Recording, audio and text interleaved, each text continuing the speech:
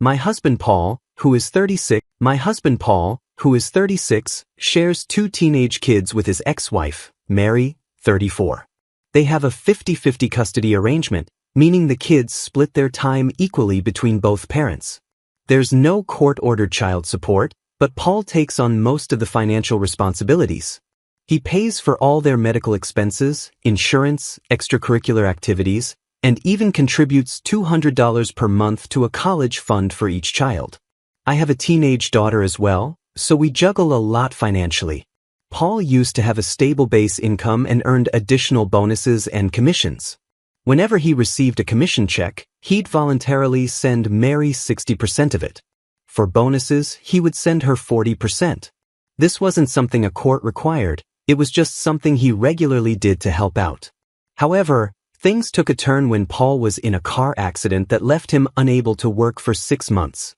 He eventually lost his job and had to take legal action to get the compensation he deserved. It took him 4 months to find another job, but it came with a significant pay cut, no commissions, and no bonuses. Paul's new job also had to accommodate his disabilities, which further limited his earning potential. During this time, I stepped in and covered all the household bills, including Paul's child-related expenses. I even continued sending Mary the same amount of extra money Paul used to send her before his accident. It was tough, but I didn't want the kids to feel the financial strain. While all this was happening, my own daughter turned 17. She had been saving up for a car and managed to put away $5,000. I had promised to match whatever she saved, so we used the combined $7,000 to get her a car. She takes full responsibility for her car expenses, including insurance and gas. Shortly after, Paul's teen daughter saw the car and mentioned it to Mary. Apparently, this inspired Mary to lease a car for her, but she didn't discuss it with us first. A month later, Mary reached out, asking for extra money. She assumed we had figured things out financially after seeing us buy my daughter a car. We explained that wasn't the case and reminded her about Paul's reduced income and our current financial struggles. Unfortunately, Mary didn't take it well. She became furious, cursed at us, and eventually took us to court for child support. In court, the judge reviewed the situation and determined that Mary actually earns significantly more than Paul now. The court ruled that Mary should pay Paul $400 per month in child support and reimburse him for the insurance expenses he had been covering. The judge also took into account that Paul is now considered disabled, so his past income wasn't factored into the decision. Since the ruling, it's been 4 months, and Mary's entire family has been harassing us. They're calling us horrible and selfish, blaming us for Mary's financial struggles. They claim she's at risk of eviction and that Paul's daughter's car is about to be repossessed. They also say it's my fault because Mary only leased the car assuming we'd continue sending her extra money. Now, with the child support payments she has to make, she says she can't afford rent. Mary insists that I'm spoiling my daughter and playing favorites because I helped her buy a car while refusing to support Paul's kids the same way. She also argues that since the kids live with me half the time, my income should factor into their support. All of this has left me feeling awful and questioning myself. Am I the bad guy here? I could step in to help financially, but doing so would mean sacrificing my own ability to save for the future. I've been paying more of our household expenses because my husband, Paul, earns much less now after his accident. Despite this, I know I'm not in the wrong here. A spouse should not be held financially responsible for their partner's children. That's the responsibility of the biological parents, plain and simple. Mary, Paul's ex-wife, had no right to assume otherwise. Honestly, Paul was incredibly generous with Mary before his accident. He used to share a significant portion of his bonuses and commissions with her, even though it wasn't court-ordered. If I were in his position, I wouldn't have been so accommodating. Any extra income would have gone toward a savings account, the kids' college fund, or directly buying what they needed, like better equipment for sports or hobbies. Giving the extra money directly to Mary, without any strings attached, was more than fair. But that generosity came back to bite us. Mary made a huge mistake by taking us to court. She assumed she would win and that we'd be forced to keep paying her extra money, but her plan backfired. The court reviewed the situation and saw that Paul's financial circumstances had drastically changed. Since Mary makes significantly more money than Paul now, the court ordered her to pay him child support and reimburse him for certain expenses. She essentially dug her own grave by trying to squeeze more out of us when we were already struggling. To me, Mary's behavior comes across as entitled and greedy. We already share custody of the kids 50-50, which means she's not the sole caregiver. On top of that, she's lucky she ever saw a penny of Paul's commissions or bonuses to begin with. Many people wouldn't have been as generous as Paul was, especially when they weren't obligated to share extra income like that. The fact that Mary's family has now involved themselves makes this even messier. They've been harassing us, calling us names, and blaming us for Mary's financial problems. They claim she's at risk of eviction and that her leased car for Paul's daughter is about to be repossessed. They even say it's my fault for helping my own daughter get a car, accusing me of playing favorites. But let's be real, Mary's financial troubles are her responsibility, not mine. If her family is so concerned, maybe they should step up and help her out instead of blaming us. They certainly don't get a say in how we manage our household or our money. The irony of this whole situation is that Mary cursed us out, took us to court, and ended up being the one paying child support. That's karma for you. She wanted more money from us even though Paul makes less, and now she's learning the hard way that greed doesn't pay off. As for my guilt, I've decided to let it go. I shouldn't feel horrible for something that isn't my fault. Mary made her choices, and now she's dealing with the consequences. I've been fair and even generous, but I'm not going to jeopardize my own financial stability to clean up her mess. Mary needs to adjust her lifestyle to match her means, not expect others to support her. If Mary's family continues to harass us, I won't hesitate to block them. They don't live in our shoes and have no right to judge. It's not my fault that Mary, who earns more and has fewer people to support, can't manage her finances. She got greedy, and now she's paying the price. It all started when my friends and I were playing basketball outside during lunch. While we were having fun, we noticed a boy sitting alone on the grass, crying. We walked over to see if he was okay and asked what was wrong. He opened up to us and told us about being bullied. Some kids were targeting him for being different. They called him names, used slurs, and made fun of him for liking things like skincare routines, Starbucks iced coffee, and fashion. The way he described it, they mocked him for having what they considered a feminine style. We told him that we didn't care about any of that and thought he was cool. To lighten the mood, he started talking to us about skincare and fashion. While we didn't know much about those topics, we tried to keep the conversation going by bringing up brands like Nike and other sports-related fashion we were familiar with. Surprisingly, he knew a lot about it. He even mentioned that he had been taking college-level courses about fashion history, even though he's our age. We were impressed.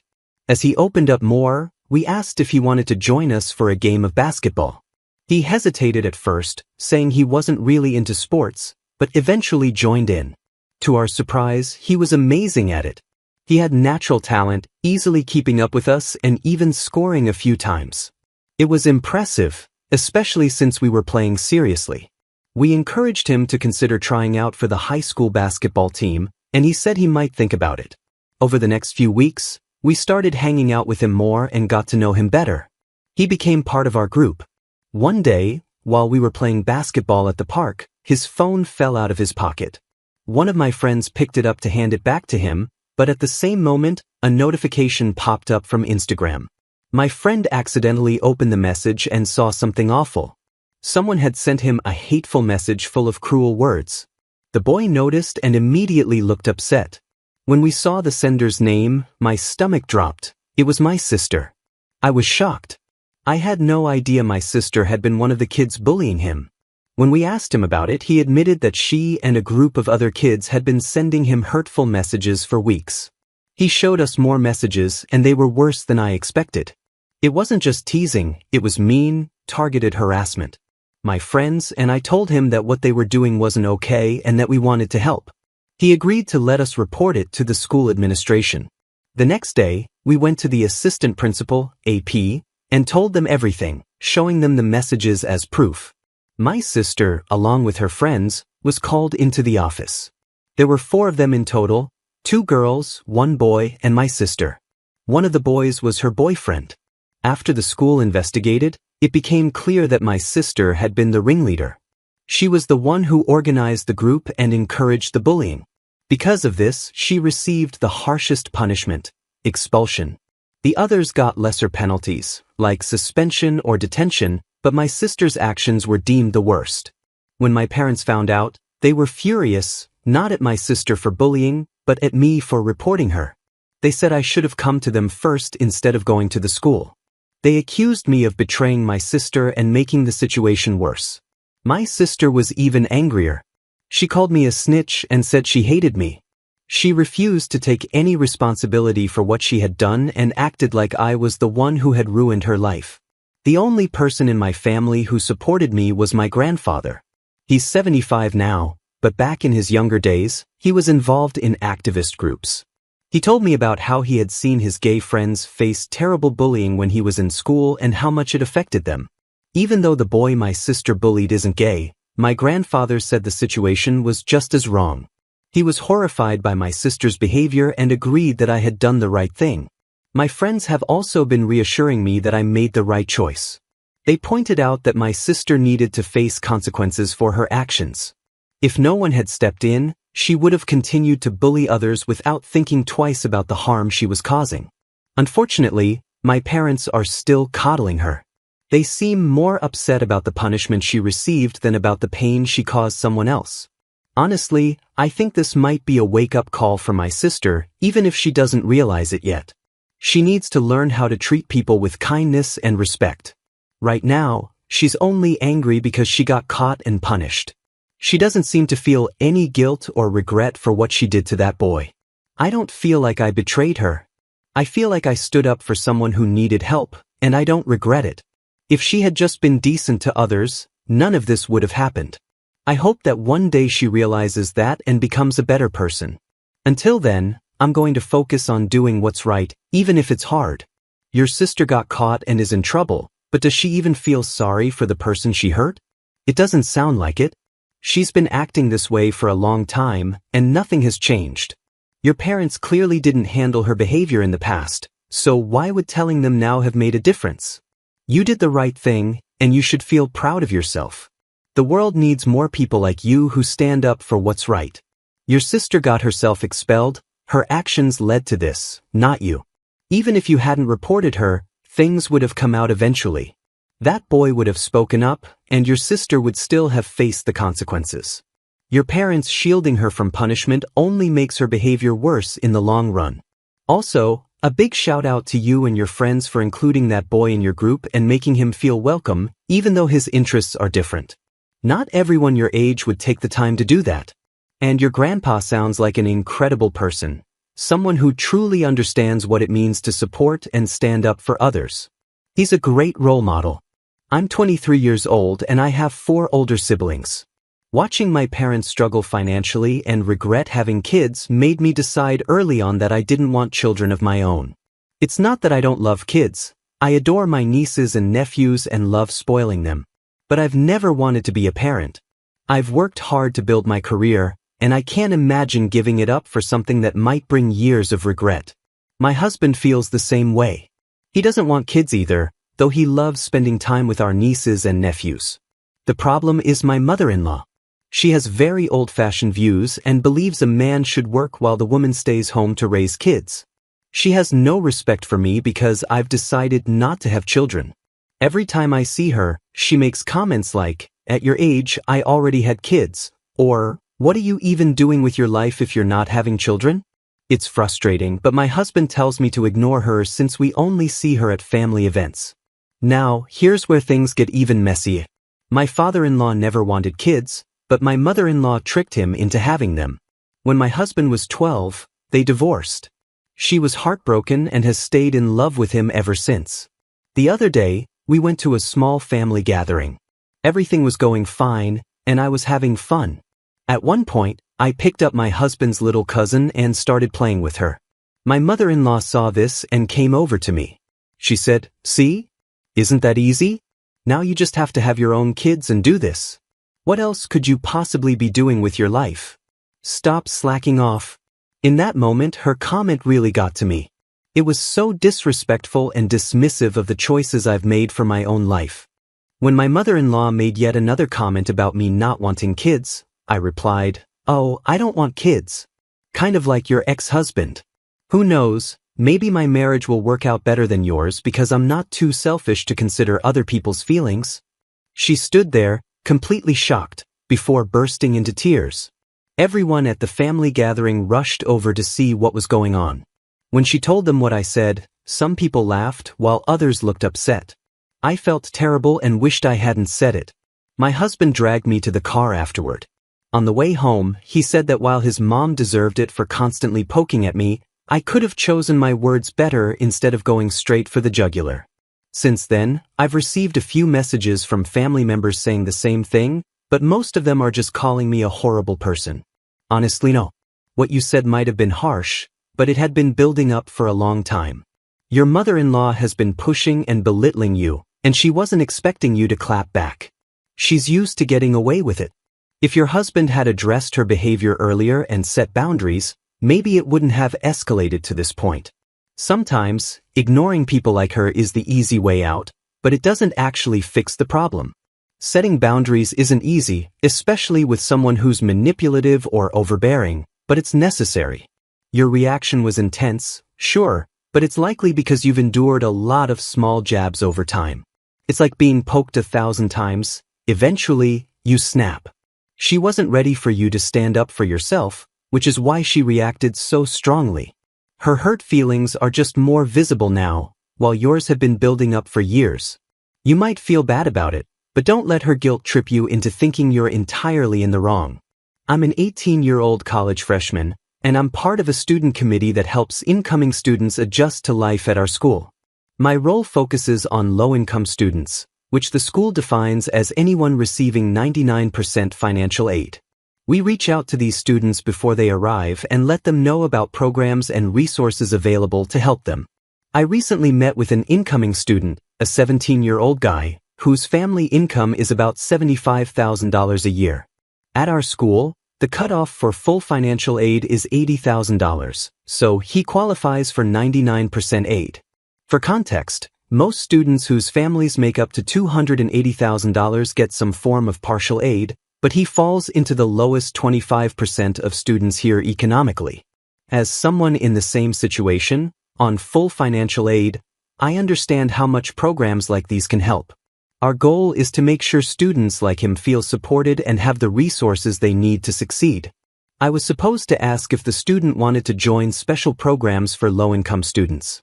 These programs include tutoring, social groups, and other resources designed to help kids who might struggle more with grades or fitting in when they start school.